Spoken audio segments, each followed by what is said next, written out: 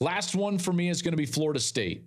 Florida State won a massive game against Clemson, and this, more than anything else, is just a huge hurdle for them because it's something that they haven't been able to do really for the better part of a decade. I know for a long time is just beat Clemson, in particular in that building. Clemson has owned the ACC. Now all of a sudden Clemson has 2 losses in ACC play, which means we're likely going to see 2 other teams play for the ACC championship. I'm looking at this Florida State team and I'm thinking to myself, man, 4-0 through those first 4 games is remarkable. I didn't think that they were going to do it. So more power to them. They went out there and in a large respect, allowed their great players to go win games. Second half against LSU, Keon Coleman became a huge part of that game plan. Late, and in particular in overtime, where do they go? Keon Coleman, letting their quarterback make plays. And that's what great teams do. They have set themselves up right now to be what some would consider the best resume team in the country, although I think that that's debatable to some degree. And a team that's certainly going to be considered a national championship caliber contender. And I don't disagree with that.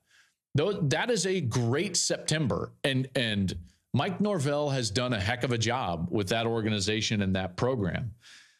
Clemson, while they're not as bad as 2-2 would suggest, like, yes, there's some problems. They have come back a little bit, and maybe even more than a little bit over the last couple of years. This is going to be Florida State's conference to lose, the ACC. They are on a path right now, when you look at their schedule, where you say to yourself, they probably from this point on have about as easy a path to the playoff as anybody in college football. Maybe other than Georgia because of what's going on in the SEC. I just don't think the SEC is very good this year, really at all. The East is weak, the West is weak, and Georgia is probably really good. So Florida State and Georgia likely have the 2 easiest paths to the playoff of anybody in college football, but you've got to credit Florida State because they at least has paved that path for themselves.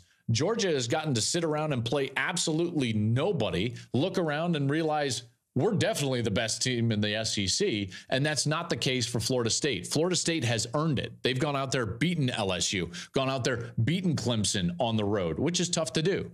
Now, I would just say this. There's a couple of indicators that Florida State is maybe not quite this how do you put it? Definitive top 2 or 3 team in college football to this point.